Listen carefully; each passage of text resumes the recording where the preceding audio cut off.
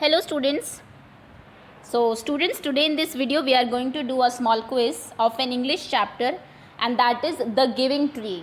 I am sure all of you must be knowing कि trees हमें बहुत सारी चीज़ें देते हैं और I think और सेल्फलेसली बिना आपसे कुछ मांगे, और इस चैप्टर में इस चीज़ को एक स्टोरी के थ्रू बहुत अच्छे से बताया हुआ, बहुत ही अच्छी कहानी है, बहुत ही कुछ सीखने को मिलता है हमें इससे। सो चलिए शुरू करते हैं। बिफोर दैट कोई भी बच्चा है अगर न्यू है चैनल पर या फिर किसी ने सब्सक्राइब नहीं किया तो पहले आप सब्सक्राइब कर लीजिए और बेल आइकन को प्रेस कर दीजिए, जिससे कि कोई भी आपकी क्लास की वीडियो आती है ऐसा ना हो कि आपको पता ना लगे। Okay, let's begin now. Quiz होगी, 4 ऑप्शंस होंगे, आपको आंसर्स करने हैं। आप कमेंट सेक्शन में भी आंसर कर सकते हैं, अपने पास किसी कॉपी में भी लिख सकते हैं, और वीडियो के एंड में मैं आपको सभी क्वेश्चन के आंसर्स बताऊंगी, तो आप क्रॉस चेक करेंगे कि आपके कितने मार्क्स आए हैं। Okay, so the first question is, what did the boy make when the with the branches of the tree? Boy ने ब्रांचेस से ट्री के क्या बनाए? आपके ऑप्शंस हैं ए फर्नीचर, बी हाउस या फिर सी यूटेंसिल्स। फर्नीचर बनाया अपने घर का, घर बनाया लकड़ी से, या फिर यूटेंसिल्स बर्तन बनाए। हर क्वेश्चन के बाद मैं एक हिंट भी दूंगी आपको। बाय चांस आपको आंसर नहीं आता तो आप थोड़ा सा हिंट से हेल्प ले सकते हैं। ओके, आंसर कर दिया होगा आपने। ब्रांचेस से क्या बन सकता है? फर्नीचर भी बन सकते हैं, हाउसेस भी, बट बॉय ने क्या बनाया था ये हिंट है आपका, देखिए। Okay, next question is, what did the boy make with the trunk of the tree? Boy ने ट्री के ट्रंक से, तने से क्या बनाया? जब वो पूरा पेड़ यूज़ कर चुका था तो एंड में सिर्फ ट्रंक ही बचा था उसके पास, तो उसने उससे क्या बनाया था? आपके ऑप्शंस हैं बोट, बी बेड या फिर सी चेयर। एक नाव बनाई, सोने के लिए बेड बनाया, या फिर बैठने के लिए चेयर बनाई। ओके, ये हिंट है। अगर आपको आंसर नहीं आता है तो यहाँ से हिंट लेके तब आप आंसर कर सकते हैं, और अगर आपको आंसर पता है तो I am sure cross check हो गया होगा कि आपका आंसर सही है या नहीं।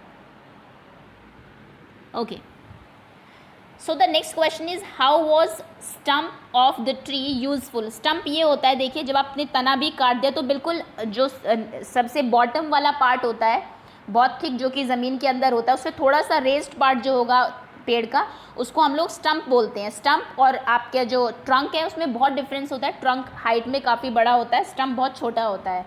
ओके, सो जब ये स्टम्प बचा खाली तो ये कैसे यूज़फुल था उसके लिए, बॉय के लिए? To sit down and rest, बैठ के रेस्ट करने के लिए, to sell in the market, इसको मार्केट में बेचने के लिए, या फिर टू मेक नेस्ट, चिड़ियों के घोंसला बनाने के लिए।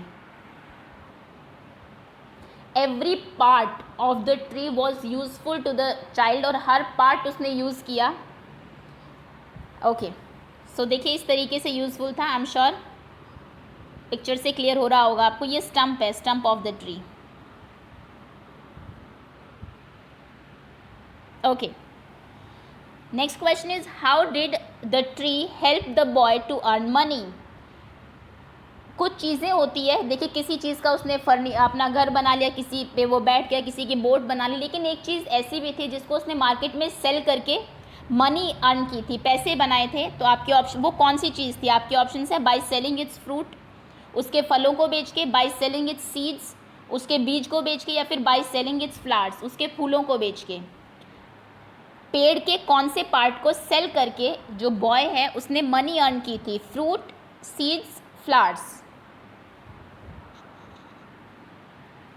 ओके, ये हिंट है, अगर आप पिक्चर से देख के समझ सकते हैं तो।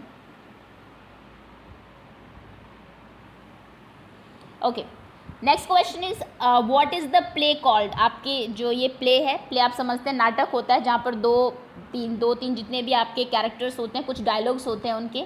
सो ये जो प्ले है इसमें बताइए कि प्ले का नाम क्या है? आपके ऑप्शंस हैं the kind tree, the giving tree, the for tree. Kind tree दयालु पेड़, गिविंग ट्री हमेशा देने वाला पेड़, या फिर फॉर ट्री। फॉर ट्री भी आपका चैप्टर है, आई थिंक 4th या 5th क्लास की इंग्लिश में है, आप पढ़ेंगे उसको। Okay, next question is the tree was of. जिस पेड़ की चैप्टर में बात हुई है, जो कि बॉय की हेल्प करता है in various situations in his life, वो किस चीज़ का पेड़ था? आपके ऑप्शंस हैं ए मैंगो, बी लीची, सी एप्पल। आई थिंक जो पिक्चर आपको दी हुई है उससे क्लियर हो ही गया होगा आपको, अगर लर्न भी याद भी नहीं है आपको तो। मैंगो ट्री था, लीची ट्री था, या फिर एप्पल ट्री था? Okay, next question is where was the man wants to go. Man कहाँ जाना चाहता था? आपके ऑप्शंस हैं to for a picnic, picnic के लिए, विजिट अ जू, एक जू को विजिट करने के लिए जाना चाहता था, या फिर ऑन अ बिजनेस ट्रिप, वो एक बिजनेस ट्रिप पर जाना चाहता था। ओके, आंसर कर दिया होगा, नहीं किया है तो हिंट इज फॉर यू। देखिए पिक्चर में देख लीजिए, suit and all, suit tie और हाथ में आपका बैग लिए लोग कहाँ पर जाते हैं? पिकनिक के लिए जाते हैं, जू में जाते हैं, या फिर बिजनेस मीटिंग के लिए जाते हैं। Next question for you is what do you mean by delicious. Delicious food के लिए जनरली हम यूज़ करते हैं, तो डिलीशियस का मतलब क्या है? Highly pleasant to the taste, जो कि आपके टेस्ट को बहुत प्लीजेंट, बहुत अच्छा लगे, उसको आप डिलीशियस कहते हैं। डेली यूज़ में जो चीज़ काम आती है उसको आप डिलीशियस कहते हैं, या फिर स्विंग, झूले को आप डिलीशियस कहते हैं। जैसे मैं एक एग्जांपल दूं कि the food in the wedding was very delicious, खाना जो था वेडिंग में, शादी में, वो बहुत डिलीशियस था। तो डिलीशियस का क्या मतलब है? टेस्ट में बहुत अच्छा था, डेली यूज़, या फिर swing. Okay, I think hint से आप समझ ही गए होंगे। Next question is a tree gives us. ये इंपॉर्टेंट क्वेश्चन है, आई थिंक ये अगर आपके एग्ज़ाम होते तो एक क्वेश्चन ये 100% बनता है आपका एग्ज़ाम में, हमेशा ही थर्ड क्लास में, कि ट्री के ऊपर या तो आपको 5 लाइन्स लिखने के लिए दी जाती है, या फिर ट्री किस तरीके से यूजफुल है उसके ऊपर 5 सेंटेंसेस। खैर, तो बताइए ट्री से हमें क्या मिलता है? आपके ऑप्शन हैं A oxygen, B fruits, C wood, D all of the above. सभी चीज़ें मिलती है, और ये तो 3 ही हैं, इतनी चीज़ें मिलती है कि आप पूरी एक लिस्ट बना सकते हैं। हमें मेडिसिन भी मिलती है, आपको पेड़ से ग्लू मिलता है, और आपको vegetables, flowers, infinite number of things. इस चैप्टर में कुछ चीज़ें आपने देखी भी है। ओके, तो आंसर कर दिया होगा आपने, आई एम श्योर। नेक्स्ट इज, देखिए ये आपको दिया हुआ है यहाँ पर कुछ पेड़ के इंपॉर्टेंस क्या है। अगर अर्थ को बचाना है तो पेड़ लगाओ, धरती बचाओ, या पृथ्वी को बचाओ, या आपने बहुत स्लोगन्स भी बनाए होंगे। हमारे हाउसेस को कूल रखता है, मेडिसिन देता है, फ्रूट देता है, कार्बन डाइऑक्साइड को रिमूव करता है बिकॉज ये फोटोसिंथेसिस में CO2 यूज़ करता है, सॉइल इरोजन को रोकता है, मिट्टी के कटाव को, उसके बाद फ्लड, बाढ़ आने से रोकता है। तो बहुत सारी चीज़ें होती है, हमारे एनवायरनमेंट में ऑक्सीजन को ऐड करता है। तो जो ट्रीज़ हैं आपके लिए बहुत इंपॉर्टेंट है, और आई एम श्योर आप सभी को एक पेड़ तो अपनी लाइफ में ज़रूर लगाना चाहिए, और उसको टेक केयर भी करना चाहिए अपने घर पर। Okay, next question is fill in the blank. Blank fill करिए, इसका आंसर मैं आपको अभी दूंगी इस स्लाइड के एंड में ही। फर्स्ट है my sister asked for an. मेरी बहन ने शी आस्क्ड, उसने मांगा एक। यहाँ पर एप्पल आएगा या फिर एप्पल्स आएगा? देखिए आगे एन यूज़ हो गया, आई एम श्योर आपको पता होगा एन का मतलब एक होता है। तो apple, apple singular or plural? Okay, next is a tree has one. एक पेड़ का एक होता है trunk or trunks. Next is the boy wants many. बॉय को बहुत सारे क्या चाहिए? बनाना या फिर बनानाज? ओके, तो आंसर कर दिया होगा आपने। अब मैं करेक्ट आंसर बता देती हूँ। सिस्टर को एक एप्पल चाहिए तो एप्पल आएगा सिंगुलर, बिकॉज एक ही चाहिए। ट्री का एक ही ट्रंक होता है तो ट्रंक आएगा, और बॉय को बहुत सारे बनाना चाहिए तो बनानाज आएगा, क्योंकि प्लूरल फॉर्म बनाना की बनानाज होती है। ओके, तो अगर आपने ये आंसर दिया अपने आप को 1 मार्क दीजिए, otherwise 0। Next question is choose the correct spelling. ये आपको रिकॉग्नाइज की स्पेलिंग पूछी हुई है। रिकॉग्नाइज करना मतलब पहचानना, और ये वर्ड आपका यूज हुआ है चैप्टर में।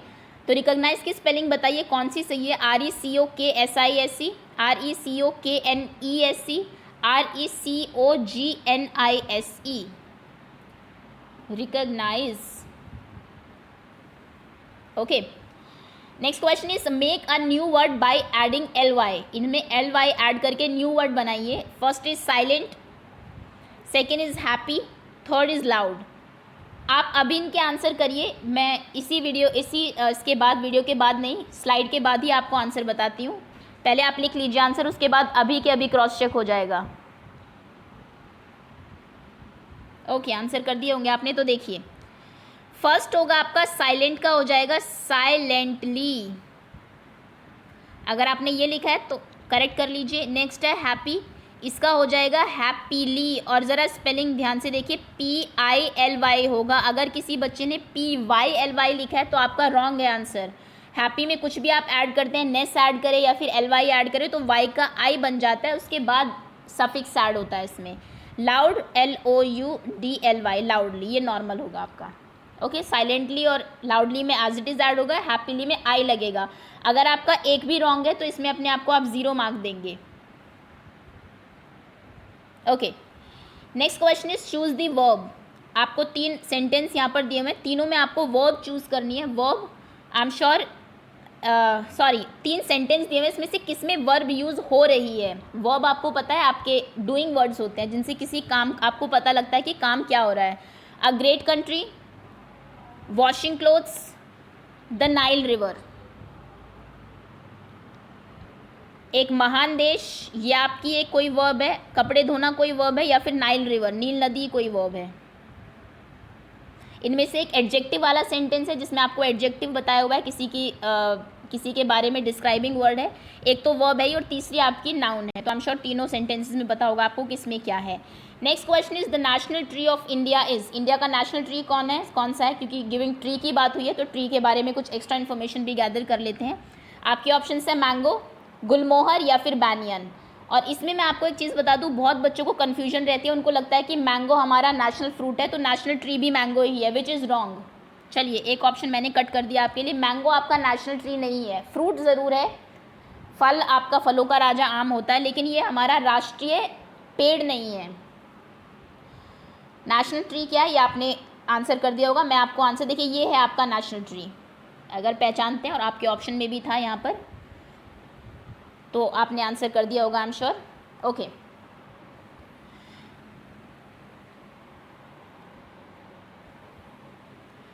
Next question is which of the following is an insect eating plant. इनमें से कौन सा इंसेक्ट खाने वाला प्लांट है। आपके ऑप्शन हैं A pitcher plant, B Venus flytrap, C sundew, या फिर D all of the above. ये सभी आपके इंसेक्ट ईटिंग प्लांट है। पहले मैं सबकी पिक्चर आपको दिखा देती हूँ, ध्यान से देखिए ये आपका पिचर प्लांट है।